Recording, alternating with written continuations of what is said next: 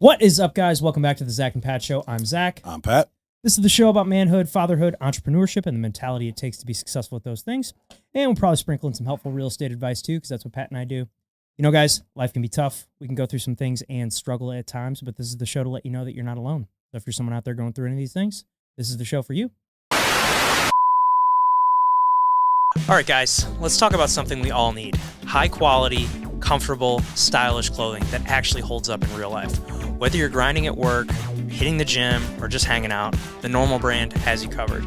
I've been rocking their gear, and let me tell you, it's not your average clothing line. They've nailed it perfect with the perfect blend of durability, comfort, style, whether it's a go-to rugged Henley, a hoodie, a button-down that doesn't make you feel like a stiff, the Normal brand is where it's at. The best part is you can support the show while upgrading your wardrobe. Just hit the link in the description below. Check out their collection. Trust me, once you try it, you'll wonder why you didn't do it sooner. The Normal brand. Made for real life, built to last. Now go check them out.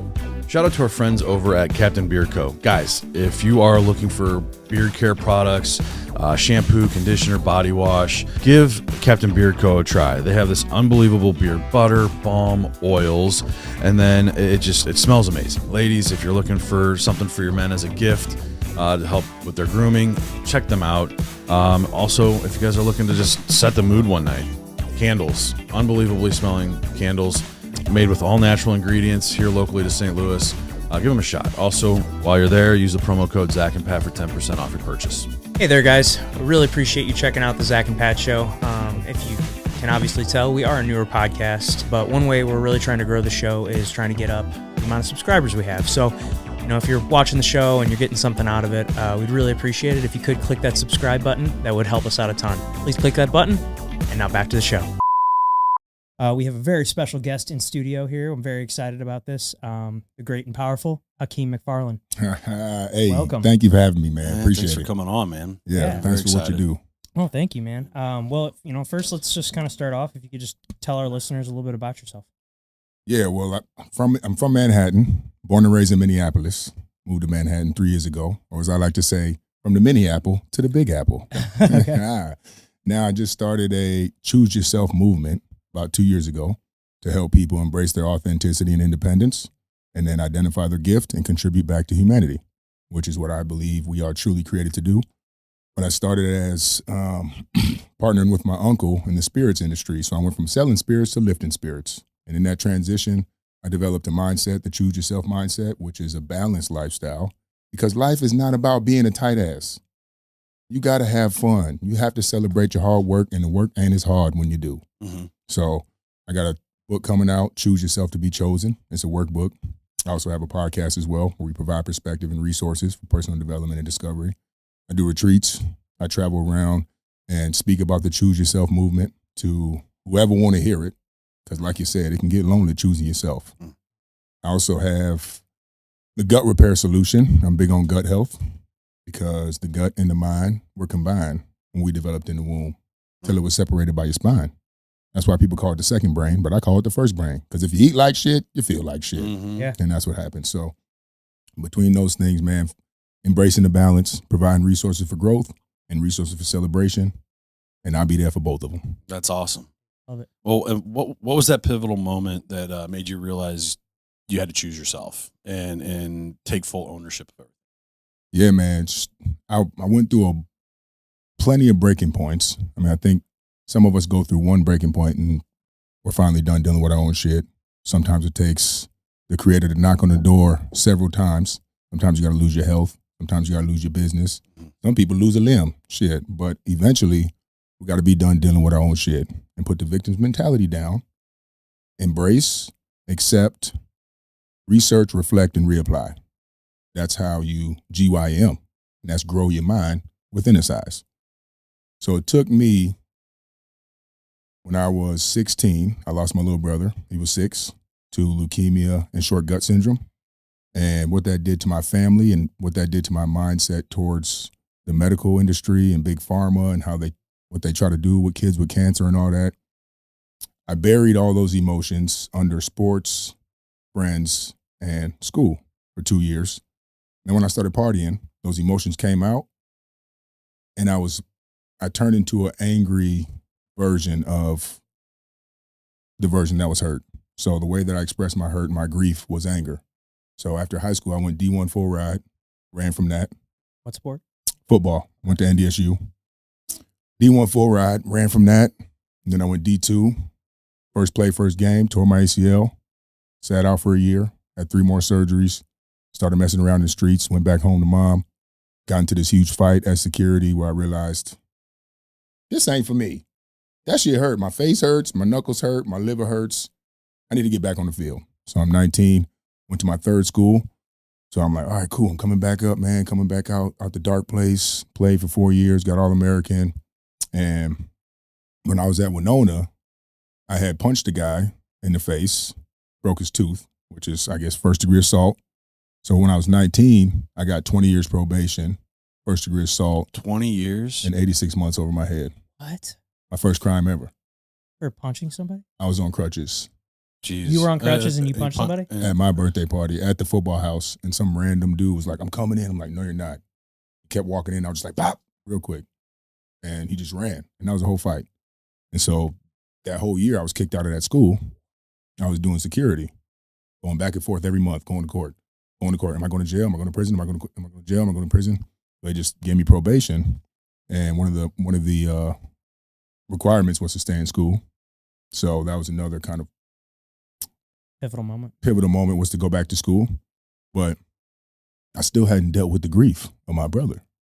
I had still went football, streets, partying, fighting, back to football, back to school. And then I tried to go to the NFL, but my PO said you can't leave the county. So I couldn't go play arena. I made the team, went to a tryout, made the team, but I couldn't leave the county. So then that was another breaking point. Went back to the streets. What do I do every time? I go back to the streets where it's comfortable and you can numb yourself. They fall back into the patterns. Then I got into a fight I couldn't walk away from. Got locked up, 8 months, numb my pain the whole time with all the stuff that was floating around inside. Got out of jail. 30 days later, got a D-dub, went back for 8 months. In that second 8 months, that's all the shit that I was victim's mentality. Oh my God, my brother, NDSU, that's fucked up, I got a felony. My brother died, hospital, my dad wasn't around. Oh my God, And then eventually I had to sit in that cell by myself for 8 days because somebody died in the jail. And I didn't have a book, a notepad, a pen, no food, no nothing. You're stuck with yourself. Right there. So the first day I went through withdrawals. The second day I was blaming, complaining. The third day I'm withdrawals from drugs?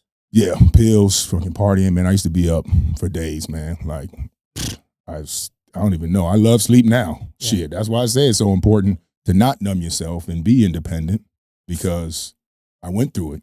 You know, I know how much it keeps you from dealing with the shame, the trauma, and, you know, what's actually beneath the life you're trying to create externally. And so, you know, sat up in there. By day 4, I was like, ain't no touchdowns, ain't no girls, ain't no friends, ain't no drugs, ain't no nothing. What you gonna do? And every time I went to jail, I'm like, please, God, let me out. And then when I get out, I'm like, smoke that weed, fuck them bitches, hit them drugs. Every time, except for this time. This time I didn't get out. So I had to sit in that. And I was like, all right. So I read the book, The Secret. Yep. And that's because I was so hesitant to believe in Jesus. One, my mom thanked Jesus for everything, and I didn't get it. Mm. Thank you for the parking spot. Thank you for this house. Thank you for this. I'm like, didn't you work for this? Right. My brother died. I'm like, what kind of Jesus takes away a kid? I got felony probation. I'm like, what kind of Jesus puts this on a kid? Not understanding. By this time, it was like when I read The Secret, and it was about the attraction and the higher self. And it all comes from within, an understanding of yourself. And I was like, all right, all my choices got me here. So I'm going to choose myself and get up out of here. So 18 months I stayed sober after that and really honed in on personal development, partnered with my uncle. Personal development spilled into my sales, started crushing it in sales around the market. We had top. What kind of sales? Agave spirits. So liquor sales. I was a liquor rep. Okay. But I was driving around in a hoopty, no AC. I was living in the basement with my homeboys and shit, unfinished basement, it had a beehive in it. But you know, you look at some of the greatest starts of businesses and companies and stories, and it all starts from something like that. Yeah. So it's awesome. Yeah, no, they definitely had spiders and rats too, because one time there was a cricket. And I killed it. I cut it in half. And I went upstairs to get a paper towel. I came back down and it was gone. I was like, oh shit, we got bees, crickets. I'm in the jungle. You just served it up for him. I'm like, damn, cut them up. Another cricket came or something. But driving in that hoopty, man, and just driving in the beater, putting my polo on the seat, parking down the block. Now, are you in Manhattan at this time? No, this is Minneapolis. Okay. Yeah. So 2018, I started with my uncle. 2021, I moved to Manhattan. So what brought you to Manhattan? Was brand expansion. Okay. So then we crushed it, went out there, and with the agave spirits. With the liquor. Just that was my focus when I went out there, straight liquor company. Okay. I get out there, and all of a sudden my uncle's like, damn, we got to shut down and restructure. I was like, what the? So I just sold my nicest couch, my nicest car, my nicest freaking everything I ever had coming out of that, go to New York, and then income just stripped. That was the first time really losing my income like that, my whole salary, like overnight. And so I just leaned into my foundation. I leaned into choose yourself, my content. And as I started doing this motivational content, these words and slogans would come up in the mornings when I was speaking. I wouldn't intentionally say them, but while I was saying it, the feedback I got and the feeling I got would make me, realize I need to keep this. And yeah, because your posts are like poetry. Like the way some of the ones that I was seeing was just like kind of like rap, but slowed down in a poetry type of way that you would see at like going to a poetry reading. It's very inspirational. Oh, it's so fun to listen to. Yeah. Yeah. Thank you, man. No, I tried. It's engaging, very engaging. And that's the thing. Like how many ways can I provide a perspective to someone to finally trigger them to choose themselves? And everybody has to get to that trigger point. And, a lot of us had a lot of breaking points before the trigger point. My trigger point was that 8th time in jail. I finally was like, all right, cool. But being able to provide something that has a flow, it has rhymes, and like the words go with it, and the music, like that's multiple sensory input. So hopefully it clicks on multiple levels, and that's the intention, man. I love doing it too. Like I wake up and I just love doing it. I wake up, I'm like, oh, I should talk about accountability today. Out of nowhere, it just comes to me. I wake up, brush my teeth, cold shower, I get out, I'm like, relationships, some reason. So some people say that's from source. Some people say that's your feminine energy being in the being and the creative. Some people say that's your subconscious speaking. Some people say that's a way of healing. Some people say, as many times as I've explained this, people have a bunch of different definitions, and I think it's all true. Yeah. I mean, it can be, like you said, multiple truths. Mm-hmm. That's awesome. Yeah. So you faced addiction, grief, legal troubles. What's the biggest misconception you think people have about personal development? That you have to seek external. I think you think you need a coach, you think you need some ayahuasca trip, you think you need a book, you think you need a bunch of money, you think you need someone to hold your hand. That's not personal development. That's a start, but eventually your confidence and your evolution comes from what you do for yourself when you're by yourself. If you can never make the same actions for yourself when you're by yourself when you need someone around to do those things for yourself, that's still a form of dependency. If you can't wake up on time, if you can't eat balanced, if you can't budget on your own, if you can't, talk about your emotions, if you can't exercise consistently, if you can't talk nice to yourself, you can't stay off the scrolling, stay off the porn, stay off the dating apps, those are things that your true character are attached to. So when you get under pressure, excitement, love, or stress, that's what comes out, your inability to stay focused on your intention.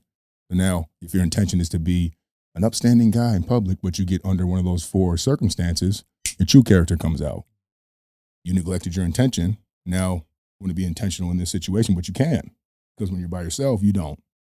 So the solitude is really what boosts the development, I think, at a faster rate, but it's the toughest thing to do. I was forced to do it, but that's how I realized it, and I never wanted to be in solitude. 7 years. I always had somebody. I had a girlfriend all the time. Was never single longer than 5 months from age. From when my brother died until 30. Never. I had about 6 different girlfriends. All great women. I was the dickhead. It was great, but they gone now. I hope they're happy. What's up, y'all? Yeah. Well, I mean, you talk about a lot of authenticity and things like that. So how do you define authenticity, and why do so many people struggle to embrace that? I think it's our conditioning. We're born authentic, and then we're told our name, our language, our house, to do, where to sit, how long you can work. Don't work with each other. What the hell? That's what we're taught. Don't work with each other. Keep your eyes on your own paper. There's only one right answer. All these things that we're conditioned to think. So now we try to live this life that we're developing a character instead of our character.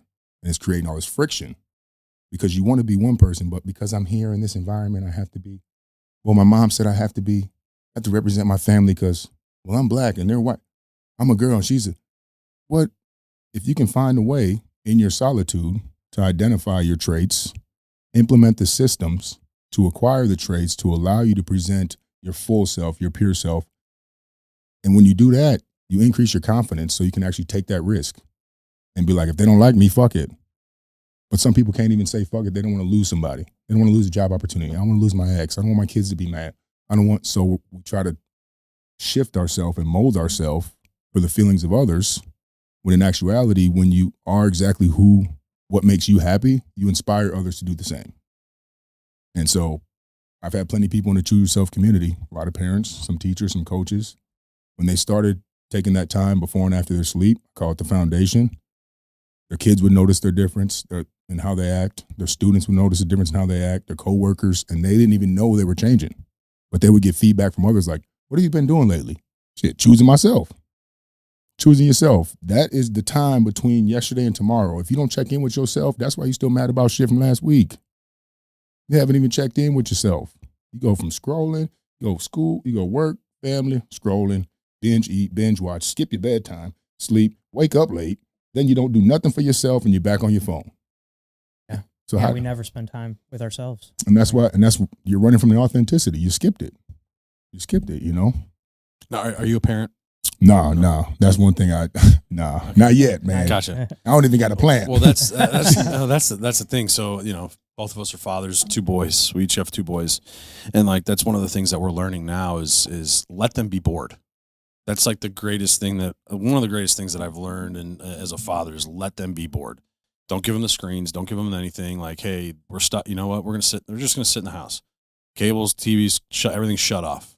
Be bored. Learn. Then I feel like that's kind of a way for them to kind of learn from a young age to choose themselves or be able to sit with themselves and kind of see where they're at. But obviously there's some guidance that goes along with it. But yeah, that was like one of the things that him and I have kind of done with our kids is just let them be bored. Yeah. It's good for them to be bored. So nice, man. Now, I mean, I'm gonna have kids one day and I don't know, every time I've talked to somebody like your life's going to change, you're going to change. And I'm like, I understand. I get that. My dad never did that in front of me or nothing like that, but the screens and the opinions of others and the toxins, those 3 things for kids and for adults are what's stopping us from being able to maintain an optimum health is those 3 things. Real majority. Well, you talk about mindful consumption across the 5 senses. Break that down for us. Yeah, man. You got to filter your senses. Like we'll filter a joint, we'll filter the coffee, we'll filter the water, we'll filter our face on Instagram, but you won't filter your feed. You just got big booty girls and fights and guns all on your feed, wondering why you got a boner at noon. What are you letting penetrate your mind? If you got somebody talking all this shit on the news that's skewed, what other way do you think your subconscious mind is going to make you think? If you got your music talking about shoot 'em up, rah, rah, ha, ha, what are you going to think when you see somebody with their purse open?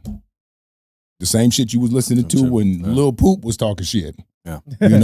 So it's not Poop. Lil Poop was talking shit. Yeah, that's good. I like that. And it's not just about what you eat, what you drink, what you smoke. It's what you're watching. Consume. Any sort of consumption. 5 senses. Who you're touching, how your crib smells, how your armpits smell, how your room smell, how's it look? What are you saying to yourself, to others? How's your breath? Because your breath is the first part of your gut. Goes from your mouth to your butt. That's why some people's mouth smell like their butt. Because they don't take care of their gut. It goes right from the butt to the gut to the mouth, and I be smelling that shit. I'm like, how don't you smell it? It's right by your nose. Damn. But it's about, what you're watching, the group chat you're in, the podcast. So what I did is I stripped down of all that. All my party friends. I filter my feed. It's all motivation now and education, inspiration. And I stopped buying snacks at the store. I changed my music.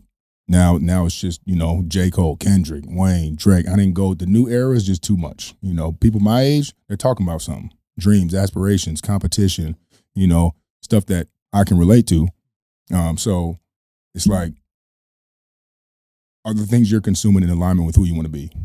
And a lot of people say that. That's like the root of all personal development. Do the things that are in alignment with the person you want to be. The distractions usually come from our consumption and get us distracted.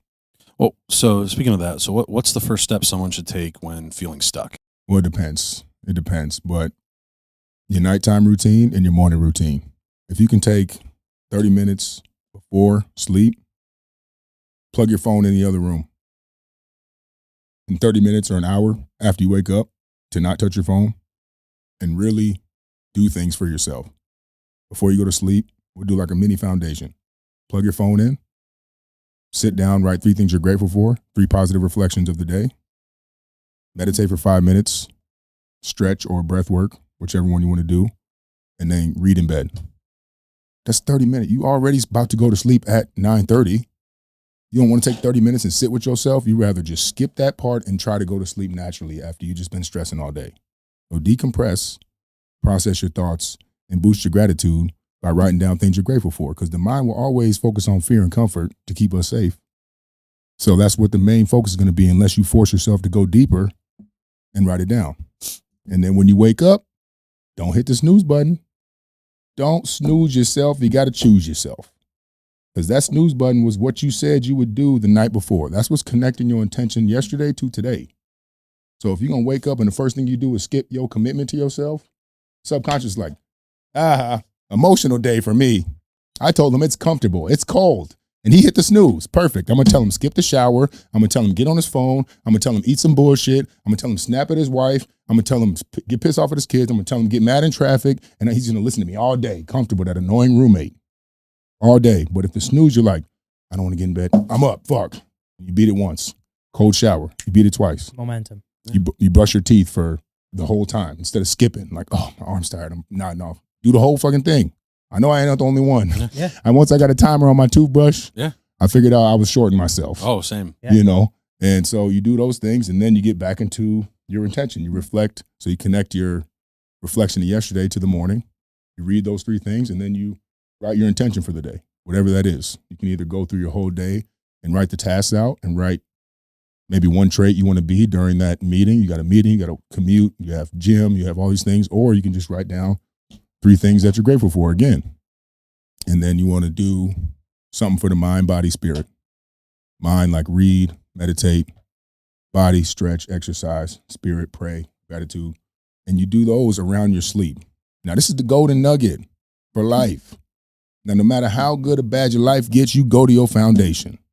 You got a promotion, you're on vacation, foundation. You lose your job, you lose your mom, foundation. You can't repair your roof in the rain. You're going to wait till it rains and try to repair your roof. You're going to slip and bust your shit. When it's 75 and sunny and you're like, oh, I feel great today, foundation.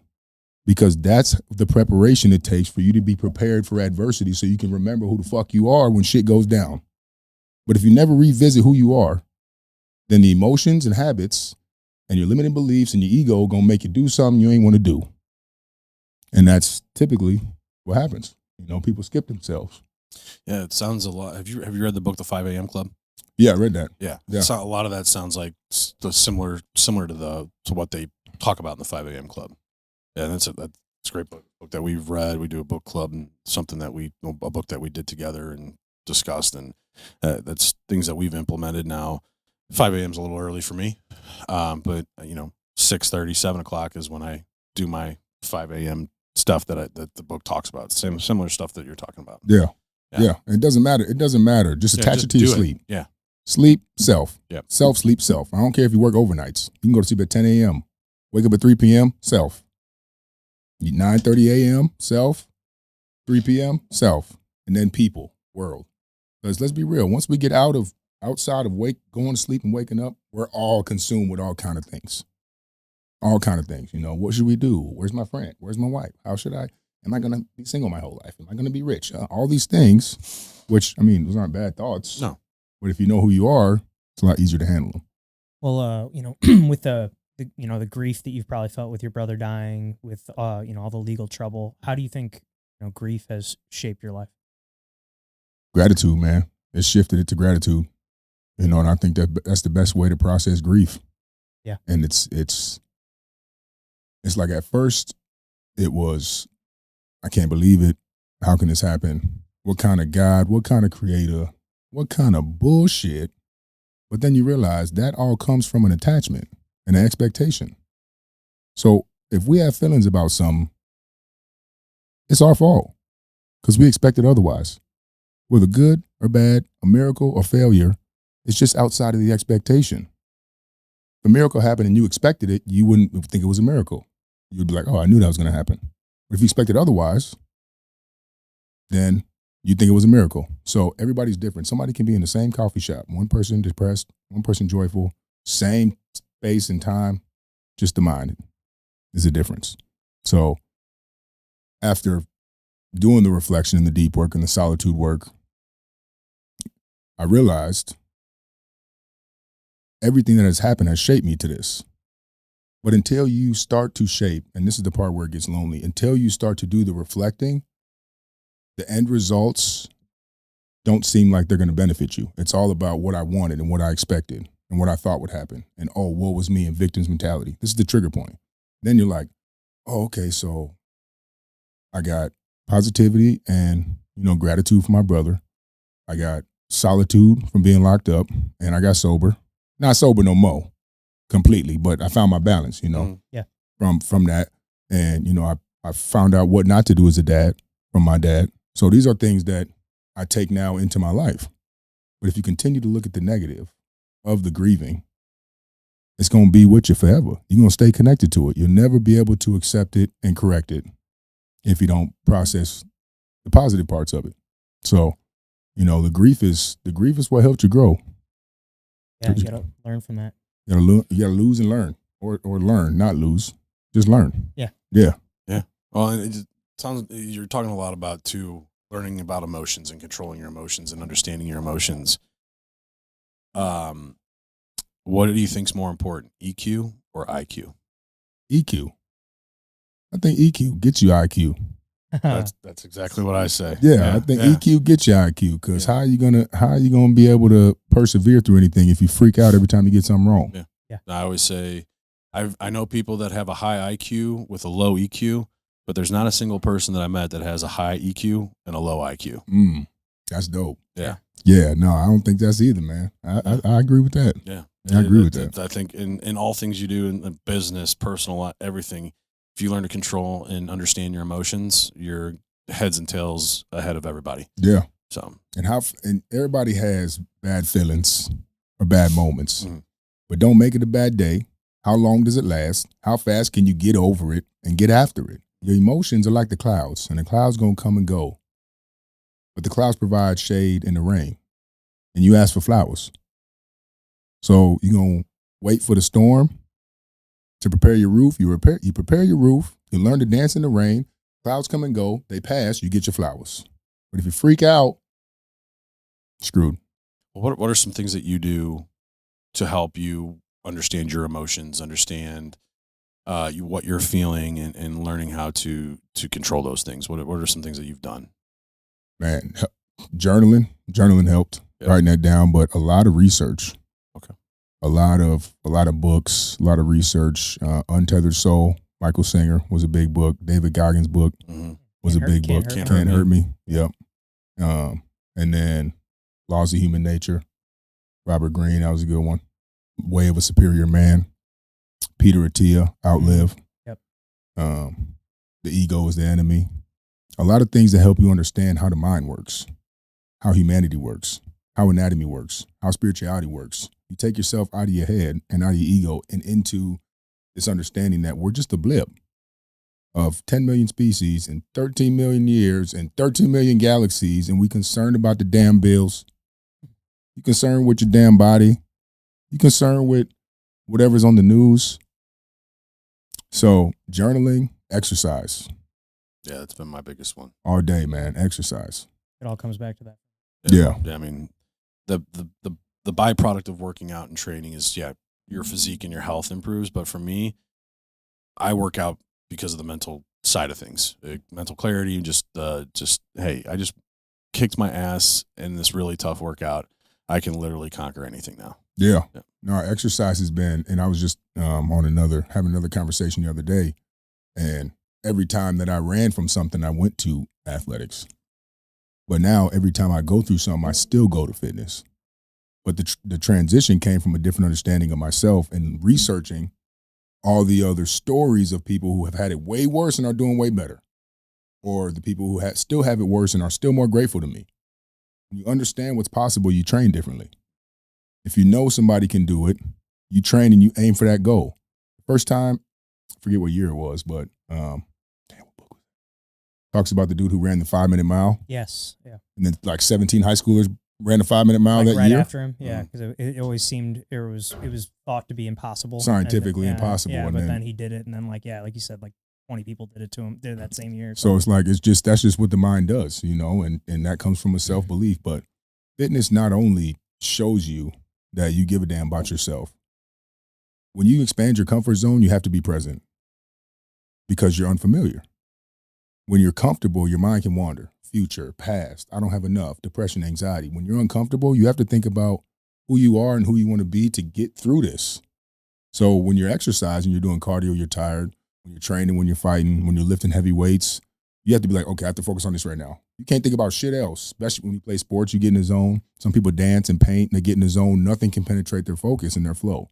So everybody should find what that is. For me, it's fitness. Well, yeah, for us, it's been that, but then this podcast, Conversation. like having conversations, talking with awesome people just like you. But I mean, our phones are shut off because normally we're recording on Wednesdays and we'll go back to back. We'll go for an hour and 15 with our guests, and we'll take a little bit of a break. But our phones are off, and we're just sitting here having cool, awesome conversations with unique people that everyone has a story to tell, and we're just letting them tell it here. And it's just so many different perspectives and things like that. It's just, this is something else that's really helped us on the emotional side of things. Yeah, man. Now that you say that, it's hard. It's hard to, when you're doing it every day, it's hard to see how much you've grown. And that's the importance of reflection. I'm sure you guys look at your first episode and we're like, damn. Oh, yeah. Oh yeah. Like, damn. Yes. Yes. And All that's the time. that's Yeah. the first episode of anything. Right. A new language, a new skill, a new country, new relationship. It's always, the first part. And that's the importance of doing the work, because when you get in somewhere new, you don't want to put up a facade because that shit going to be shut down soon. Yeah. You don't want to get into a relationship and be somebody you're not. You don't want to go to work and get your promotion and wear a tie for 1 month when you never wear a tie, because eventually you're going to be someone you're not. You're going to be farther and farther from your truth, and being able to have the conversations. One, it allows you to see that you're not the only one. It allows you to get feedback from others and feel value in your story because it's helping other people. So then it becomes more okay to talk about it. It took years. I was letting out pieces here and there. I didn't want to talk about felony, injuries, dropout, addiction, my dad, my brother. I didn't want to talk about that shit. I was just talking about choose yourself, y'all. Choose yourself. Don't ask me what happened. Yeah. Don't ask me how I got here. Don't even ask me. Just do it. Trust me. It works. Well, yeah, and I'm sure once you did that, once you kind of came out about your past and everything, it probably made you so much more relatable and therefore much more successful, if I'm not mistaken. And right? I think last year, when we started last year, we got like 25 episodes. But when we started the podcast, it's been a year too. I wasn't telling my story online. And I had 15,000 followers. And so as I started telling more of my story, followers went up. Mm. People want to hear that. People want to hear about that their struggles are not either as bad or it's okay. It's part of life. And they want to hear that there's a light at the end of the tunnel as well. Yeah, well, it's relatable. People can see themselves in you.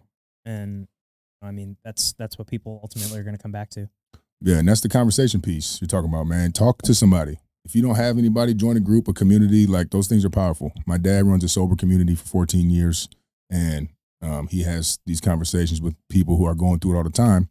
We keep it, his brother has a liquor company, the one that I was with. And so we're like, hey, you want to recover? Go to my dad. You want to relapse? Go to my uncle. We're going to keep it in the family. We got you both covered. And that's what I did. I'm like, I got your growth and I got your celebration. Come on with it. Find your balance. I got it for my family. Yeah. But having those conversations, and that's really what helped me pull out of my dark place when I first started with my uncle. I started to dabble back into the party scene. My sales weren't as high in the first 60 days. Expenses were through the roof. Lifts. I'm going to parties at 4 a.m. Uncle's like, where are you going? I'm like, oh, there's a buyer in Minnetonka. I'm supposed to bring some samples over. He's like, stop doing that shit. Yeah. And eventually he's like, yo, if you don't change, I gotta let you go. And so what I did when I had to start waking up at 9 a.m. instead of 1 p.m., I would wake up, alarm would go off, and then I would hit a YouTube video of Goggins or Eric Thomas or some motivational, and I'd let it play on my pillow, and I'd be asleep. He'd say something like, you ain't got what you want. You want to be a man. You think you. I'm like, I'm going to get up. Fuck, Silence yeah. the bitch I'm like, voice. fuck. I'm like, okay, fine. And after like a couple weeks, I'm like, how does that happen? That's a video that's on there forever. I don't even know that dude. And he triggered something in me to get me up and get after it. And that stayed throughout the day. And I was like, I want to be that for people. So that's when I started doing content. But when I first started saying content, it was from the mindset of the person I wanted to be. But I wasn't quite that person yet, offline. So when I would say online, get up, get your shit done, finish the day, do your tasks, eat healthy. And then the whole week I'd be partying Thursday to Sunday. Then I do motivational Monday to Thursdays. It's like 2018. I start to feel guilty, my integrity, my authenticity. And then I would start to change. It would be Friday, Saturday only. And it was just Friday. And then it was none. And so voicing into the universe what I wanted to do, who I wanted to be, knowing people were watching, knowing I had to be there again on Monday without staying out late. I know I got to be there Monday. You got people waiting for my videos. So it was me. It was an integrity loop. Holding you accountable. But you had to voice it. You had to voice it. And so that's the importance of having these conversations, man. You got to talk about it. See what's important to you and you know, see how important you are to others. If someone listening was battling with addiction, you know, what do you think would be a good piece of advice for them? Start small. Pick a day. Stop the mornings. You want to stop vaping? Take an hour. You want to stop drinking? Just wait one more hour. Let that be easy. One more hour. One more sip. One more second. You know, you want to stop anything. Like I used to vape. I used to pill, drug, liquor, god dang, Black and Miles, coffee, women, dating, like all that. You know, one thing I didn't do was I was never addicted to porn because I always had women around. but I get it, you know, right. that release, the emotion release. I mean, it's a huge problem now with our younger kids too. Yeah. Like that's fucking them up. It's just so easy for them to access. And they be fine too. Yeah. They be fine as hell. Now you see a great woman who's an 8, but she not fine enough because the ass ain't shaking like it was online. Now you all messed up, your dopamine release all messed up. You can't even get high no more. My friend left his girlfriend's house to go beat his dick. Really? I said, what? That's not your girlfriend. No. That's your support system. Yeah. Wow. Not your girlfriend. I said, boy, he tripping. So when he told me that was one of the first times I was like, damn, that's a real problem. Because that's somebody in my circle dealing with that. Yeah. Yeah. That's, I think that's something that so many men struggle with. And it's obviously not something that most people are comfortable talking about. Yeah, no, I talk about it often online. You know, I tell people, just pick a day, one day a week. I say that for anything you like. Try to get to one day. First, the goal is to strip down of everything. Can you go 30 days with no sugar, liquor, weed, porn, nicotine, caffeine, no fried food, no junk food? I did that for the first time ever in December for 25 days, but I had a WhatsApp group of 70 people that I acquired from online. Mm-hmm. And the way that group shifted in that challenge was just so inspirational. Because at first we're like, oh, this sucks. I need coffee. I need pre-workout. I struggled with pre-workout. That was hard. That was the hardest thing, was no pre-workout and workout. Yeah. I've been doing that for 14 years, you know? Sure. Yeah. But shorty quit Adderall. A bunch of people quit vaping. Somebody quit cigarettes. And I'm like, these are things that people are saying they never could do. But when you are in a group of people who are struggling, just sending quotes, like voice notes, like, hey, you can do it. We can do it one more day. Then you're not alone when you are alone. Right. And it's holding you accountable to those decisions, and you don't want to let those people down. Yeah. You know? Yeah. So I say strip free, gradually strip free, and then find your balance. You know, some people can't go back to sugar because they got diabetes. Some people can't go to liquor because they just can't drink. You know, they're not drinkers. Some people can't go to a damn casino without spending all their money. You know, but find your balance in what hedonic vices, what instant gratification, comfort, convenience can you look forward to? It's not about pulling away from it. You can look forward to it. We're about to have some drinks after this. Yeah. But what did I do all week? Woke up at 3, burned 1,000 calories twice, worked out every day, hit the sauna, cold shower, went to sleep on time. stayed intentional with my gut, with my recovery system. So now I'm ready for this. And then tomorrow, same thing. You bracket your celebration with intention. Well, celebration is also intention, but you bracket your celebration with recovery. But, so start small. Start small. If you trying to quit smoking weed, wait an hour. Trying to quit, nicotine or alcohol or, the victim's mentality, that's different. The victim mentality and self-neglection, stuff like that, that's a whole umbrella of things. But we're talking about vices, sugar, liquor, weed, porn, nicotine, caffeine. Start small. Start small. There was one book that I read. You guys know who Josh Hamilton is, baseball player, Baseball player, got addicted to meth and all that stuff. First overall pick years ago, and then lost it all to drugs. And then was comeback player of the year and completely changed his life. He wrote a book, and one of the things that he talks about with addiction when he was fighting it was his counselor or therapist, whatever it was do you know what box breathing is? Yeah, 4-4-4. Yeah. 4, yep. So he was saying, he's like, whenever I felt like I needed it, I had to do 8 box breathing breaths. Mm. And he's like, by the time you're done with that, and you're so focused on your breathing that you no longer feel that addiction or feel that need to get that fix. And that was something that I always kind of took into account too. I mean, I still chew tobacco. It's a baseball thing. Like, I don't know. For me, it's relaxing. I enjoy it. And should I quit? Yeah, probably. But I mean, it's not for me. I feel like it's not something that it's not hurting me. I mean, I can make all the excuses or say all the stuff I want. But if there's times where I know that I'm like, all right, I'm not going to have it, but I feel that kick, and I'll do the box breathing. And as soon as I'm done with the box breathing, all right, I'm done. I'm moved on. I don't need it. Yeah. So yeah, no, there's so many ways to do that. It's just and you can find whatever works for everybody. Exactly, Yeah. exactly. And if you are one that needs pre-workout, you need coffee, you need to smoke, do your thing, man. Moderation. Yeah, everything in moderation. Everything, even water. Now, what's training look like for you? Or workouts, Yeah, fitness, exercise. Yeah, like what's your I routine do like? upper, lower, full, upper, lower, full. 6 days. Yep, and then Sunday will be stretch, sauna, cardio, core. So that's I've been doing that for a while. I've been looking to maybe switch it up and do one muscle group per week. One muscle group per week. Or per day or week? Per week. Oh, yeah, okay. like just Really? shoulders only Monday.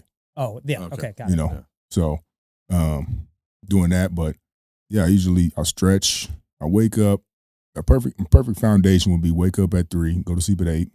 Right now I'm reading Money Come Dance With Me. It's a book that my manager gave to me about switching your mindset around money and attracting money and doing that, which you always got to stay sharp, man. No matter how rich you are, how much you think you know, or how fit you are, you got to stay sharp because, like we said, the toxins and, the judgment is around. Oh, yeah. So 3 a.m. I'm up, hit the cold shower, brush my teeth. Then I'm in the cold shower, lotion, stretch. Then I'm right into the journal, writing my task for the day. Still haven't touched my screen. And then I get meditation, 10 minutes at least, sometimes longer depending on how much time I got. And then I get into my creation time. It's time to create them videos. So I have ideas coming out. I have a bunch of shit written down. I have like 2 notes worth. One note is so long, I can't put any more on it. Just bars and theories and rhyming words. Like I have 5 words that rhyme. Or I have like one slogan. Like one of my most viral videos is like, you make a deal with the devil won't show up as the devil because you won't make the deal. Yeah. Ooh. I saw that on Instagram and I was like, so what could the devil be? And I made this whole poem from it just because that thought triggered me. And then when I watched that video back, I quit smoking weed on my own video. That's awesome. Wow. My own video. I watched it on the train. I was like, God damn, the devil's weed. Damn it. The devil's in me. Yeah. But yeah, then I The get devil's different for everybody. Exactly. Yeah. Exactly. I'm gonna spit something too after Okay. this about the won't. devil. But and then I get 4:30. I'm out. Get on the train. Get to the gym by 5. Stretch again. Cardio 15 minutes, and I usually do like 50, 60 minutes of weights. And I try to hit Trader Joe's at 8 twice a week. Otherwise, I'll go home and cook, clean, and then my first meeting is usually 9 or 10. So Okay. from 3 to 9 is myself, foundation, creation, contribution online. 9 to about 1 is my one-on-one coaching, my meetings, my podcast, Choose Yourself communities at 10. And then from 1 to 7, I'm in the streets slanging liquor. And then I'm back to it, man. And then I usually pick one. You know, I try to go out with my boys and talk shit, you know, and drink and go out, stay out late, you know, chop it up with other people, bartenders and other girls, and, you know, just Your staying job's fresh, networking, man. man. Yeah. You got to network. Yeah, so, I mean, I can't not go out after 8. That's when everything starts cracking, you know. People Right. invite me to events all the time, and usually I can't go. But when I can, you know, I do. So. That's awesome. Now, I'm fascinated with the gut. Yeah. Now, I'd love to hear more about your philosophy of that and kind of what you knowledge you can give us on that. Yeah, no, my mom, Mama D, man. Shout out Mama D. She had leaky gut, anxiety, depression. Like when my little brother died, it fucked her up bad. And I saw that. And she's anxiety meds, sleeping meds, depression meds, blood pressure meds. And, you know, she was going down. Protein levels weren't where they're supposed to be for like 18 months. She was on a meat diet and all this shit. And I'm like, what is going on? Like, it comes a point where you got to start taking care of your parents. And this was the time. When I moved away, I wasn't as close to her. So every time I talked to her, there was some big thing happening. Like when you see somebody every day, you don't notice them lose 10 pounds. But when you see them and 6 months later, like, what looks different? Right. So eventually when I started talking to her, I started noticing different tones and different, how you doing? Okay. I'm like, what the hell, what you mean? You know? And I started researching health and mind, body, spirit, and how the gut really speaks through the vagus nerve to the mind. So It's like that gut feeling. gut feeling, man. It's the internal compass. Why you get butterflies. So hearing all her issues, I'm like, I got to find a solution. All of a sudden, one of my business partners, now bless her, reaches out to me with a gut repair solution. I was like, all right, fuck it. There's so many damn solutions. Let me just try one. And start researching the gut, attending these meetings, understanding the impact it has on skin, sleep, mental health, your physique, hereditary, your reproduction, your ability to have potency in your semen, your ability to produce breast milk, your ability to provide for your kids. You know, your gut is really what disperses or distributes all your nutrients. So what I've come to find out, and what now they're talking about with RFK and the mom movement, that it's toxins everywhere. Yeah. So gut health is at all-time low, toxins at all-time high. People getting sicker younger. People getting diabetes at 25. Have you seen the Means brother and sister, Callie and Casey? Where they go? They're doctors, but they talk. They were on Rogan, Tucker Carlson show, but talking a lot about like gut health and things like that, and just health overall. But all the plastics and stuff that are in our food, I think that would be for a good resource for you to look into. Yeah, definitely want to tap in, but you know, so I'm like trying to figure out these products, what they do. So I started taking them. First, I noticed sleep, no midday wall. My sleep got, you know, I You slept. started taking what? Gut repair solutions. So there's a product that helps repair the fissures and tears in your gut lining from the toxins and stuff that's in the cell membranes of the vegetables, from the overspraying and the glyphosate, and it just tears up our microbiome. It's supposed to kill it's supposed to keep GMOs alive and kill living organisms in the farms. So when we eat it, it kills our living organisms. Kills everything. Right, Yeah, so- you know what's funny is you mentioned that on the way here, I saw a billboard saying like it was like for some farmers union talking about like how to protect glyphosate, protect being able to use glyphosate. And I like looked at the billboard. I'm like, you kidding me? Damn. Like what?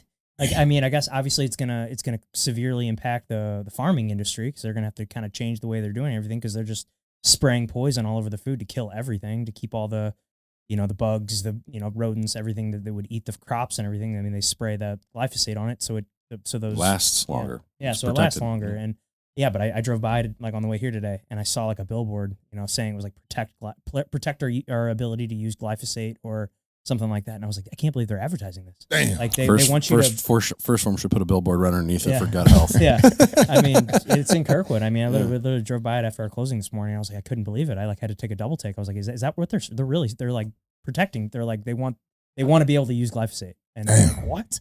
Well, they got McDonald's advertisements too. Everywhere. Yeah. There's gonna be a choice Yeah. everywhere, but the shitty part is that a lot of us don't have a choice because we just have to eat the food that has poison in it. Like especially in these food desert neighborhoods and the urban neighborhoods, all you can do is eat freaking from whatever that's close to you because you ain't got a car, you ain't got no, you know, and that's maybe by design or not. I don't know. Not my place to say, but so the products it's called Purium. There's a scientist who actually studied for 20 years to develop this product where it repairs the fissures and tears in your gut, and then there's a green shake power shake that has 7 salads worth of nutrients, none of the bullshit, none of the extra cell membranes, and then 16 phytonutrients. And then there's a protein called the aminos, the amino building blocks that actually surpass your digestive system and go into your bloodstream so you can take them without breaking a fast. They're meant to help people build muscle who can't get out of bed. So whether you want to lose weight or build muscle, it's the building blocks that we try to extract from protein. When we eat meat, we actually break down the protein into aminos. But a lot of times, if our gut health isn't at its high functionality, we can't get all the aminos. And you're stressing your gut, especially if the cow's fucked up when you killed it. So being able to give yourself fruits, vegetables, proteins, and gut repair, that's the 4 product system, the gut repair solution I'm talking about. Sent it to my mom. She's been on it for like 7 months, right? She's been to treatment for alcohol 4 times in the last 3 years. This is her longest time sober over this amount of time. Her sleep's back to normal, her protein levels back to normal. She's off her anxiety meds. She's off her sleeping meds. She's been on these things my whole life. Only thing that changed was I sent her this box every month, and she loves the shit. Yeah. And all this stuff's going away. The doctor's taking her off a med. She's getting sleep.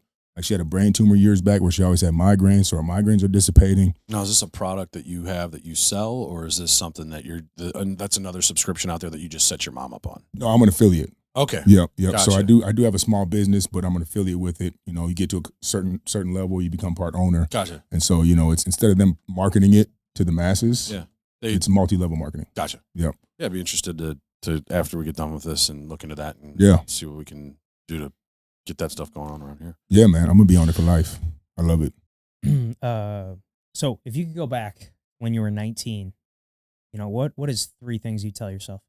Shit. Obviously, that was kind of a pivotal time in your life. Yeah. Yeah, 19, man. Stay humble. I was not humble. I was the best at everything all the time. And so I got privileged by teachers, my friends, the girls. Like I didn't really, and I was smart too. All my work was done. I just didn't do homework. My tests, I aced them. Speeches, presentations, group projects. When I was in school, I did it. When I was home, I wasn't worried about that. I had a sick brother. So I was like, school's not for me. Only reason I'm still doing it is so I could play in the fall. And that's a lot of athletes, I think, too. Yeah. But to y'all out there who only going to school to play, understand less than 0.1% of y'all going to the league, so you better find a backup plan. Yeah, you see it with baseball players all the time. That's what I played, and especially kids that get drafted out of high school. Their whole identity's tied to baseball, and they get out of it, and they're falling into depression and drugs and alcohol, and it's not good. Not as much for guys coming out of college, coming out with scholarships and things like that, or degrees and things. It's a little bit easier for them to fall back when it doesn't work out. But yeah, it's crazy the mental side of things that kind of get screwed up along the way for athletes when their identity's tied to it and it's stripped away from them real quick. Quick, man. That's what happened. When I found out I couldn't play no more, I'm like, back to the streets, y'all. Going somewhere where they think I'm an all-star. I'll be the life of the party, and get all the praise like I did on the field. Somewhere I got to feed that ego because I don't want to sit with myself and have to deal with it. And that's another thing I would say at 19 is get comfortable with solitude. Be comfortable being alone. You ain't got to be on the screen. You ain't got to be on the video game. You ain't got to be with your friends. You ain't got to be at every party. Be comfortable with being alone. Find something you like to do alone. Painting, writing, exercise, create, building, something you like to do on your own. So humble, solitude, and then faith too. Faith in something greater. Not only faith in something greater, faith in yourself. And I think that's what breeds authenticity. You have faith in yourself to build confidence, but faith in something greater to keep you humble. You have this middle ground of like, I got this, but if I don't, I'm good. When you mentioned finding that while you were in jail, correct? Yeah, that was the initial point that pushed me on that path. But then it was just work, man. Just work, reflection, reading, conversation, reflection, reading, conversation. And when the student's ready, the teacher appears. But you'll never be able to lead if you can't follow the path that's not there. And that's when you know you're in the right place. When you're on a path, you're like, I'm not sure where I'm at. You're present because you have to be present to know where you're going. That's the comfort zone expansion. If you don't know where you're going, that's where you really find who you are. Because like we said, under pressure, under stress, under love, under excitement, your true character shows. Those are all comfort zone. Those feelings and emotional states are all things that push us outside of our comfort zone, somewhere we've never been, or maybe we have in a similar sense. But being able to be yourself and keep the faith, I think is what would have helped really, push through all those things I ran from. I didn't have faith. Yeah. I just left. I'm like, fuck this. They want me everywhere. Yeah, we've had a few, but we have a few friends. One we've had on the show. Actually, they're twins that also wound up in prison for things, and their biggest thing is tied to their faith, and even with where they're at now, they're both very, very successful at what they did, or what they do, and they keep falling back to the faith and the higher power. I mean, is that something that you feel is like in your belief, you feel like that's something that everybody should look into, is finding that higher power, maybe not religious, going too deep into religion, but some sort of higher power to keep you humble. Something, man, and it doesn't even have to be like that. It can be humanity. It could be your family. It could be your legacy. Is that something that what is your higher power that you?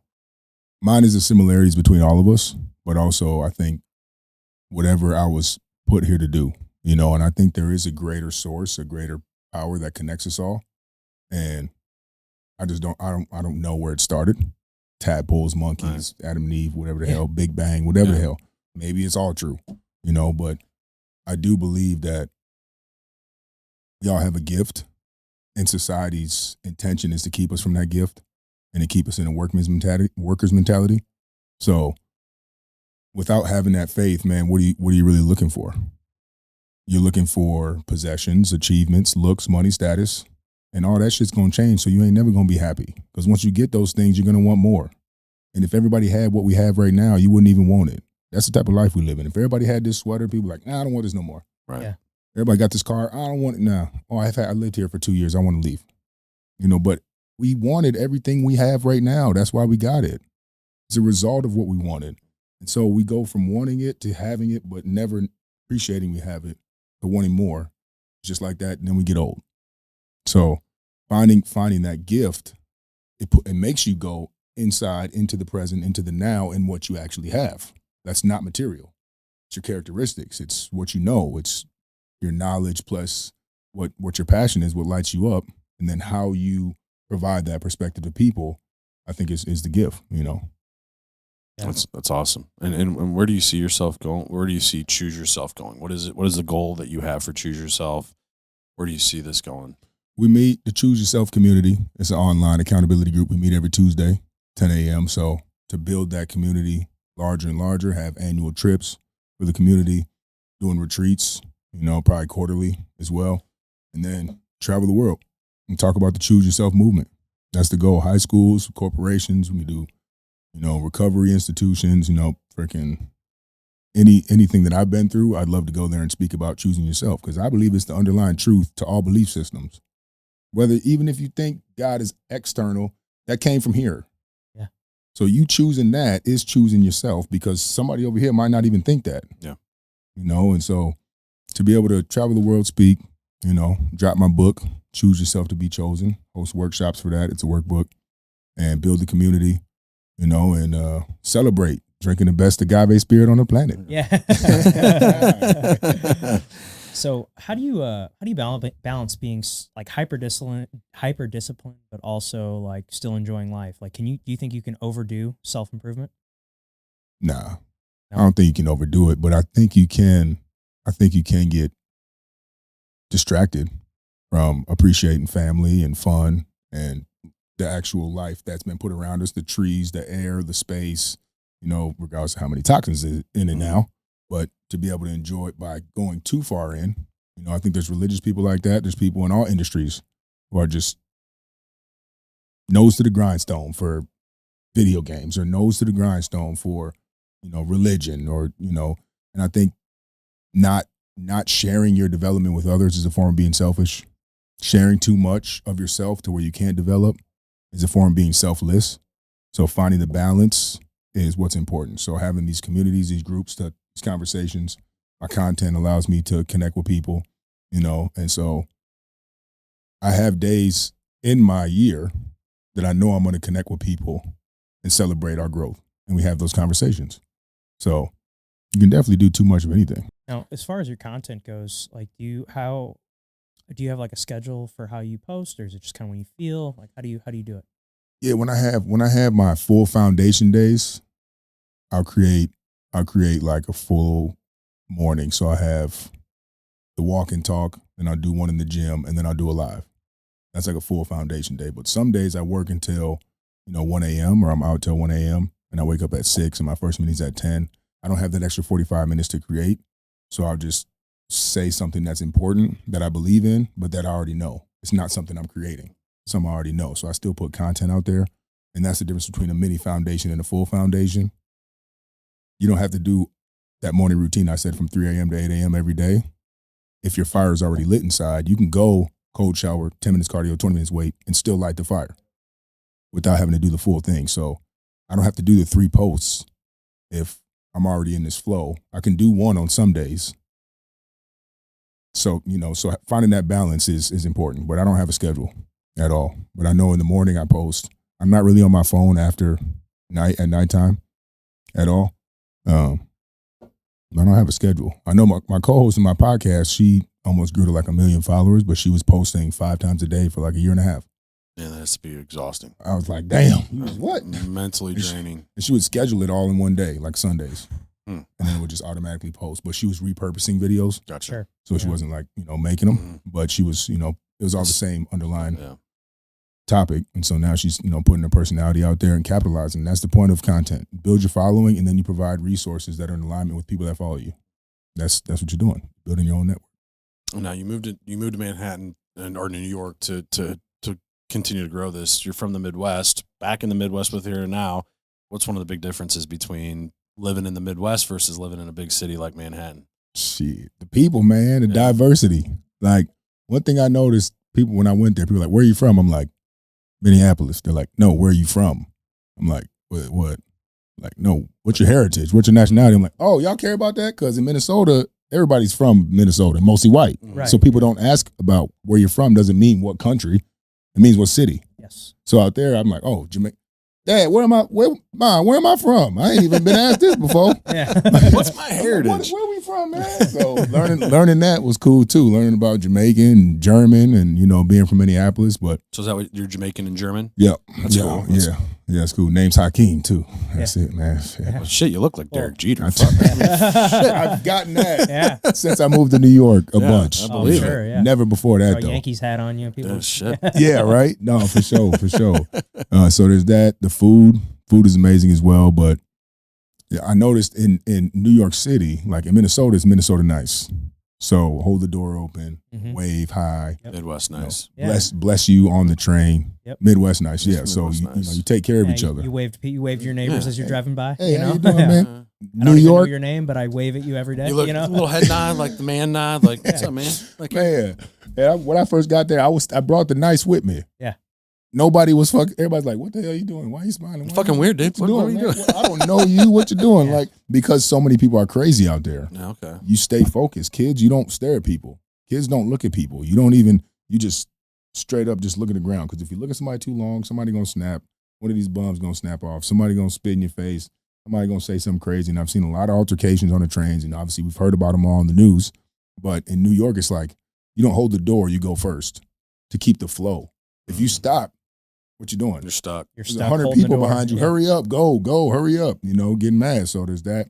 And people don't say bless you to randoms. I do. Yeah. I try to still do it, but now it's like it's fading away. Yeah, I'm 'cause you trying. get used to it. Yeah, I'm trying to not let it fade. Like that was one thing I said when I noticed I stopped saying bless you. I used to say it to everybody once. If you're going to sneeze and attack, you're on your own after that. Yeah. I'm saying- Give you one. Everybody gets one. after that, you bless yourself. Man. But yeah, so those are some big things. The food, man, the smell. They don't tell you. You don't see on the movies, in Yeah. the pictures, what it smell like. Yeah, I've been in New York before. Good or Yeah. bad? It smells like shit. Yeah, it smells smell- like piss everywhere. And piss and shit until you walk past the place that got the door open. Well, Then you shit, get but a- I got a buddy of mine from here. I mean, we grew up playing softball. We didn't grow up, but playing softball together as adults, fantasy football leagues. But he's like, he does rat tours in New York. He's Damn. like, man, he's got like, I mean, seriously, he's got like 500,000 followers because of his rat tours that he does in New York City. Just goes around at night Damn. finding rats.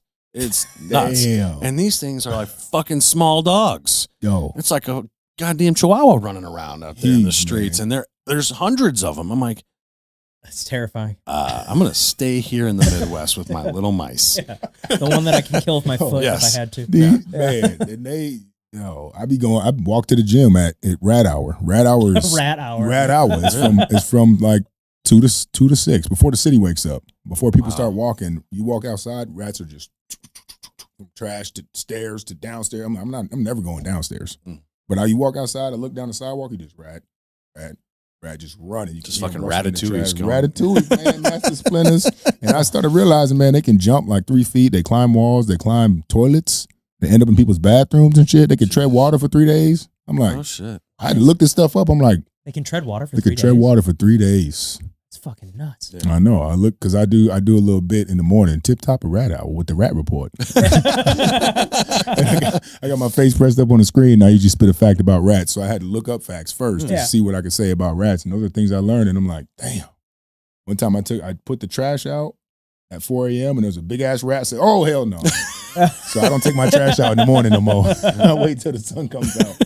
I'm like, I've seen the movies. They jump on your face. Nope, can't do that. God, man. No, they're for real, man. There was one that took a train once. I saw the video. One took the train, one stopped, got off. No way. Yeah, That's nuts. it was a viral video. I was like, damn, Wow. they've been here too long. Well, what's one thing you missed about the Midwest? Obviously, you got the food, the people, and all that. That's the diversity in Manhattan. Is there anything that you miss about being in the Midwest besides the niceness? My car. Oh yeah, that's My car. something we don't think about. Yeah, my car, man. You Hey. know, walking around with all these bottles on, head on the swivel all the time. You know, you hear about people getting lit on fire. You hear about people getting shit flung in their face. I'm like, that happens to me. Somebody gonna die. I'm going to prison because I'm gonna black out and I'm gonna kill you. Yeah. If you put shit in my mouth with your horrible gut, Yeah, you ain't taking care of your gut in years. Your skin is fucked up on your feet. I know your gut is messed up. Don't put that in my face, boy. Oh, I saw the video. It was crazy. But yeah, I missed the space, man. The space and my car. But a question I was always wondering this: do they have farmers markets in New York like they do in the Midwest? Yeah, they do. Yeah, okay. Yep. You know how farm to fresh that is, just because like how dense and the city is, and how I wouldn't think there's many farms Yeah, I to think, get it there. yeah. We got some of the cleanest water from the springs upstate. Okay, I still filter it, but right. shower and faucet. But that's what they say. I don't go to the farmers market. I go to Trader Joe's. I go to the farmers market sometimes to support. But Yeah. Well, how long are you in St. Louis for? today, Just today? Oh, what we Yeah. doing? In and Oh, out. love Hey, Damn, in and out. In and Yeah. out, man. But I definitely want to come back, man, for Yeah. sure. You know, Your first time here? Yeah. Cool. Yeah. So I always tell people when they come to St. Louis, you need to give it like at least 5 days, because talk about diversity. So there's so many different little niches and within St. Louis. You got the Italian community on the hill, where you can get some of the best Italian food outside of Italy. Then you got the Bosnian community, which before long there's going to be more Bosnian people in St. Louis than there are in Bosnia. Just how they're moved into St. Louis, and their food is amazing. So it's Greek, Mediterranean, like the Mediterranean food, delicious. Then you've got what else? You've got Got Cherokee Street, Cherokee which Street is is all Mexican Mexican. food. Dogtown, Dogtown is the Irish Irish settlement, neighborhood. a bunch of Irish restaurants. Like, Yeah, a bunch of pubs and Pub, bars. yeah. And, yeah. yeah, That's so, tight. That's Yeah, tight. it's cool. We got like our own like Yeah. little cities and Yeah. like our little neighborhoods within the city, and It's not. It's just way more condensed than it is in Manhattan or in New York, where you've got the different boroughs. Similar, but it's all, you can get to everything within 20 minutes. Yeah, yeah. And Well, so, and another thing people don't really realize with St. Louis is, I mean, if we look at like the population, it's much bigger than it appears, because when they look at the population of St. Louis, they're only talking about St. Louis City. But the thing is about St. Louis is the city and the county are separate. So, the county, think like the suburbs, they're like the areas around the city. So that's technically not St. Louis City, but it is St. Louis County. So it's a lot bigger than it really appears, like on a population map or Right. whatever, so yeah, if you were to combine the city and the county together, St. Louis would be a top 10 city in the country. Oh, damn. Yeah, that's how big it is. It's kind of like Minneapolis, Twin Cities. Yeah. Mhm. St. Yeah. Paul, Minneapolis, Yeah. plus the suburbs kind Right. of thing. Yeah. Yeah. Yeah, man, it's we love it here. It's all I've ever known though. So Yeah, I mean, I'm- I've traveled a little bit, but not never really lived anywhere but here. Yeah. No, traveling, that's another thing. If you can afford it or if you have an opportunity, do that shit. Yeah. Because I couldn't travel. I never had I'm not even good at geography because I didn't want to look at a map because I couldn't leave the county. from 19 to 30. Well, I was gonna say, yeah, you had 20 years of probation, right? Like, And is that done and over with now? I wrote a letter when my uncle was like, "Yo, we're moving you to New York City. We freaking crushed it in Minnesota." I was like, "Oh yeah, perfect." Hung up. I'm like, "Damn." Shit. Just wrote a 2-page letter to my judge, and she just dropped the probation and the felony, dropped Really? everything. Wow. Yeah, No, that's great. and I moved 10 days after that. And so now, once that happened, I'm like, Bahamas, Jamaica, China. Like I never thought about going anywhere ever. Yeah. And now that I'm traveling, I'm starting to learn more about myself. And I've traveled every month now since that's happened. I'm like, I'm going. I ain't got no So- kids. I'm going. So how long have you been in New York now? How long has it been there? October will be 4 years. 4 years. Okay. And where? And so you've been traveling now. Where are some of the places that you've been to? Bahamas, Jamaica, Mexico City. Not Mexico City, Mexico. I've been on a couple cruises, so I visited a couple Nisswa. Been Vegas, Miami. Like even in the country, it was hard to travel. You got to get a permit, and you got to check in when you get there. You got to drop the UA when you get there, and when you get back, you got to check in. Like, why would I even want to go on vacation then? Right. You got me do all this So much shit, work. Yeah. So just going there, those places. Went to LA, Chicago. I went to Chicago quite a few times. It's been one of your favorite trips. Jamaica. Yeah. That's where I'm from. Yeah. I went there and I felt it. Yeah. And even though I was on a resort, I felt it with the people, and they felt it with me. They're like, where you from, man? I'm like, I'm from Minneapolis, but I'm from here. I'm from about St. Mary's Parish, Riley Hill, y'all. Yeah. And so like they, I think they felt the Jamaican in me when I went there, and I'm definitely gonna go back. I'm gonna start a farm called McFarlane. There you go. My last name McFarlane. So I'm gonna throw an M in there, and I'm gonna literally use the same process they do for the Pyrium products, where you can have shelf life for 2 years. So they freeze the enzymes so that when you add water, they come back to life. Okay. And so that's what I'm gonna do. I'm going to sell the most Pyrium. I'm going to get to the owner. I'm going to say, I need to license what y'all doing. Bring it to McFarlane and make my own gut health products. Dude, I love That's it. awesome. It's a great idea. Yeah, right. So, Thanks. well, before we let you go, I know you got a few more shows you got to hop on before you get out of here. You got a lot of talking to do Yeah. today. So we don't. Man. Yeah. We've We got you enjoyed. early. Yeah, we've enjoyed having you on. We're glad. Yeah, we got you first. So I'm glad you're able to come on. So anything else you want to pitch or throw out there before we let you go? Yeah, man, just tap in. Big Dream Hakeem on all socials. You can Okay. tap in if you're looking for accountability group. Choose Yourself community. We meet every week. I do one-on-one sessions to get you to manage your time, nighttime routine, sleep, plus morning routine. Really just time management, implementing the systems. Be looking out for the gut repair solution. If you're having problems with your skin or your sleep or your mental health, it starts with the gut. And be kind to your mind. Be kind to your mind. And just choose yourself to be your best for others, not choose yourself at the expense of others. Gotcha. There's a fine line with that. Gotcha. Beautiful. It's awesome, man. Earlier you said you had a rhyme you want to spit? Oh yeah, let me hit that. The devil's inside and God is inside of all of us. So understand, if you make a deal with the devil won't show up as the devil because you won't make the deal. It might show up as sugar liquor nicotine, porn, weed pills. It might show up as a snooze button. Boop. Now watch your dreams get killed. It might show up as a late night out with your friends that overlaps into your morning routine.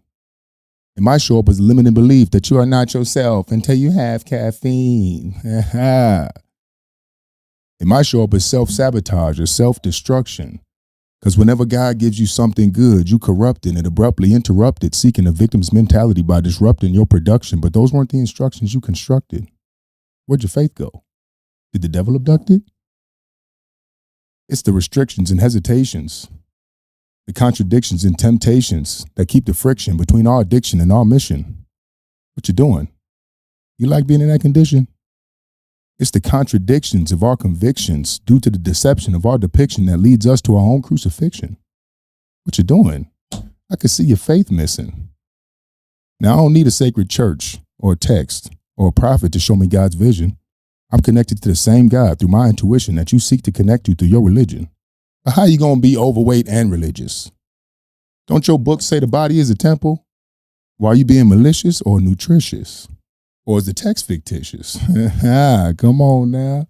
Now, you ain't got to lift weights, but you got to be cool with the way your body disintegrates, fickle and frail all the way to the grave. You ain't got to eat healthy and balanced, but you got to be cool with the look of your skin and accept REM sleep as a challenge. I could see a sin showing in your skin. And you ain't got to do cardio. But you got to be cool with the notoriety of society with a variety of anxiety and be prepared to feel anxious every time your heart rate increases because you ain't never worked out your heart before. Come on now. Show me what you eat. I'll show you who you are because you are what you eat. Don't be fake, fast, or cheap. Don't nobody want that. It starts with our consumption on 5 levels. You know, the gut and the mind were combined when we developed in the womb till it was separated by your spine.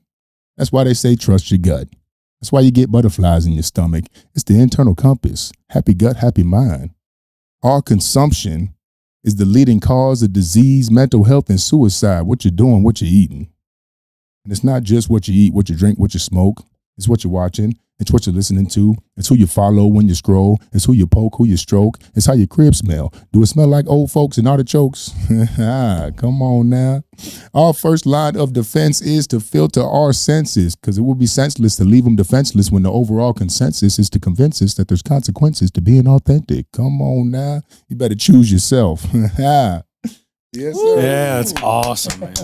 Now, I love that. Seeing it live versus that's a whole new level, man. That's all. Oh man, chills, man. That was great, I love dude. it. That was That was beautiful. Nice, awesome. bro. Sick, Nice, bro. Yeah, man. Incredible, man. It's been awesome to have you, and thank you for sharing that with us and sharing your story, sharing Choose Yourself. We always hit them with one last question. It's called the Tombstone Game. Oh, shit. Here lies Hakeem. What's it say on your tombstone? Cup filler, not a dream killer. So you got to fill up your cup and pull from an overflow. And don't hit the snooze button. Because you stay in your bed, your dreams stay in your head. So I call it the dream killer button. Cup filler, not a dream killer. That's awesome. Love it. Thanks, man. Thank Thanks you. for coming on, man. Yeah. So- Thanks, y'all. I really Hey, appreciate it, man. I Thank you. appreciate it, man. Anyone tapping in, y'all stay tuned in to this podcast. These dudes are for real, even in person. I can feel it. Appreciate it, man. Well, thank you, man. Thanks, man. My man. Yeah. Well, thank you guys so much for tuning into the show. Please click that subscribe button if you haven't yet. That'll help us out a ton. Hit that like button as well. Comment what you thought below, and we will see you next time.